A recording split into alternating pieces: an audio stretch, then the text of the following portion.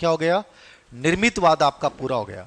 अब देखो एक छोटा सा मैं कॉन्सेप्ट और करवा रहा हूं, चूंकि आप लोग नखर रीट का नहीं भी दो तो भी मैं पढ़ाता वैसे भी। ये सीडीपी की जो एग्जाम होती है वहां पे इसकी हल्की सी चर्चा कर लेता है। अधिगम का एक छोटा सा सिद्धांत है, बहुत ज्यादा डिटेल में अपन नहीं जाएंगे, मुख्य मुख्य चर्चा करेंगे इस पे। अनुभवात्मक अधिगम, अनुभवजन्य अधिगम लिखना, अनुभवजन्य।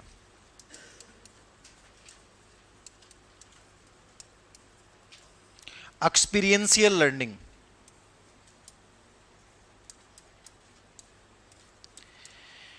ये कोई टाइम प्रश्न आया था कि अनुभवजन्य अधिगम दिया किसने, केवल ये नाम पूछा था। मैं हल्की चर्चा करूंगा।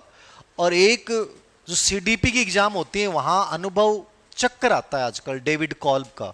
DSSB, KVS, EMRS, CDP की जितनी परीक्षा होती हैं सेंटर की भर्तियां, उनमें डेविड कॉल्ब बहुत आता है। आप नेट का फर्स्ट पेपर देते हैं वहां डेविड कॉल्ब पूछ लेता है, ठीक है ना। तो सीडीपी रिलेवेंट जितने भी एग्जाम होते हैं वहां डेविड कॉल्ब। तो दो बिंदु की चर्चा करूंगा मैं। अनुभवजन्य अधिगम तो दिया था कार्ल रोजर्स ने। किसने दिया था? Carl Rogers. दो तीन लाइनें लिखा रहा हूं, इसमें लिख लेना। आप कम से कम नाम जरूर देख के जाना कि एक्सपीरियंशियल लर्निंग किसने दिया है, अनुभवजन्य अधिगम किसने दिया है।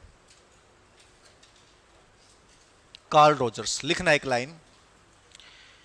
इसे आत्म अधिगम भी कहा जाता है, इसे आत्म अधिगम भी कहा जाता है। कौन सा अधिगम कहा जाता है? आत्म अधिगम।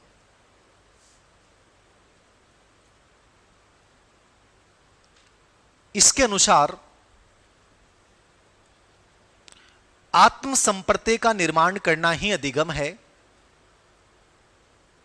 इसके अनुसार आत्म संप्रत्यय का निर्माण करना ही अधिगम है।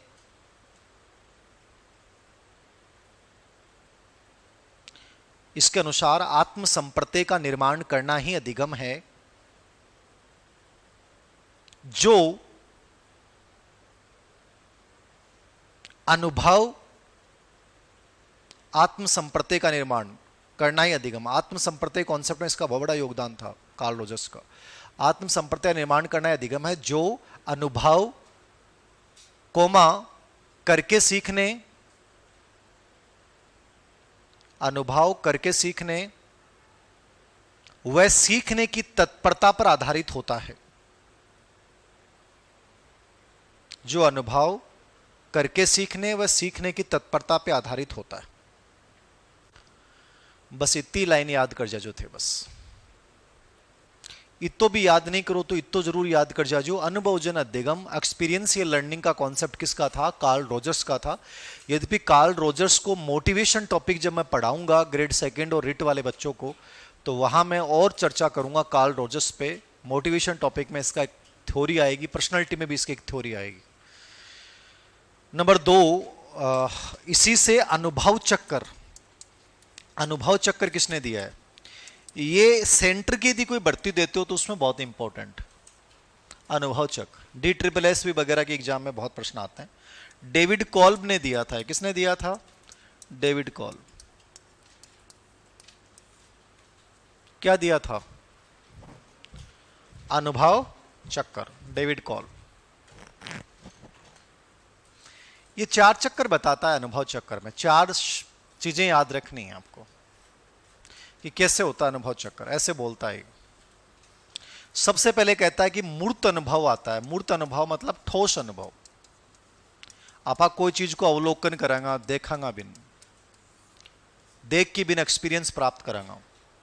फिर यह कहता है कि उसका ऑब्जर्वेशन करेंगे, चिंतनशील प्रेक्षण। ये वर्ड याद रखने हैं आपको, चिंतनशील प्रेक्षण। उसके ऊपर अपना ऑब्जर्व करेंगे कि जो मैंने अनुभव लिया वो सही है कि नहीं है, ठीक है। फिर आप यहां पे 3 नंबर पे क्या करोगे? अमूर्त अवधारणा। अमूर्त अवधारणा। अमूर्त अवधारणा का मतलब है सार अवधारणा या सिद्धांत का निर्माण करोगे आप। यहां पे तो ऑब्जर्वेशन करने के बाद एक निष्कर्ष निकालोगे, और जो निष्कर्ष निकाला है उसका आप लास्ट में क्या करोगे? सक्रिय प्रयोग। उसको आप लागू कर दोगे। ये चलता रहता है।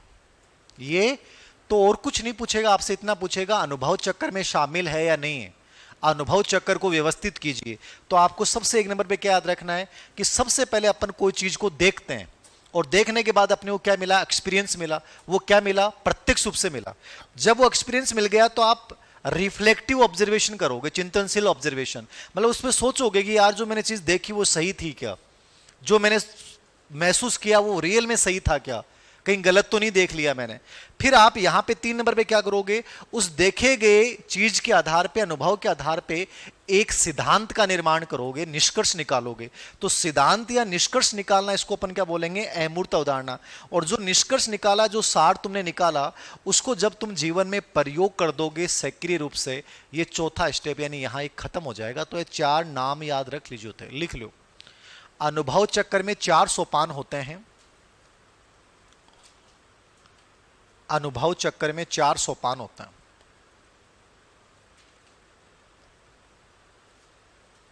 कितने सोपान होते हैं, 4। पहला है मूर्त या ठोस अनुभव। ये समझ में आ रहा है क्या? बहुत सिंपल चीजें हैं, इनको ज्यादा कुछ नहीं दिमाग लगाना, बहुत शॉर्ट में चीजों को देखना है कि पर्सन यहां से क्या आ रहा है वो समझ में आना चाहिए। तो पर्सन यहां से आपको 4 ही नाम याद रखना है।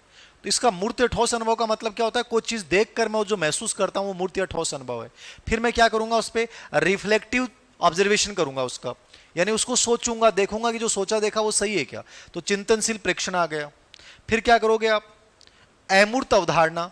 यहां पे आप निष्कर्ष निकालोगे, सार बनाओगे। तो लिख लेना इसमें निष्कर्ष या सार निकालना, अमूर्त अवधारणा में निष्कर्ष या सार निकालना।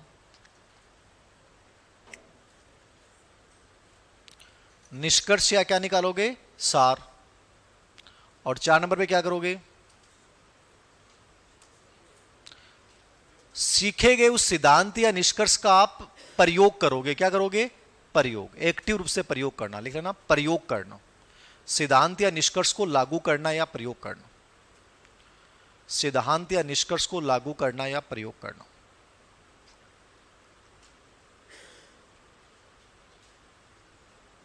ये लिख लेना बस, ये इंपॉर्टेंट है। रीट का एग्जाम दो तो आपके लिए काम आएगा।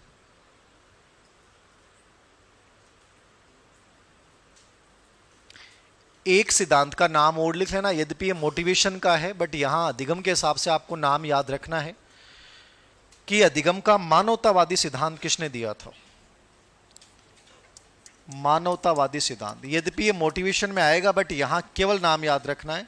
अधिगम का मानवतावादी सिद्धांत किसने दिया था, मेस्लो और रोजर्स, बस नाम लिखना है आपको।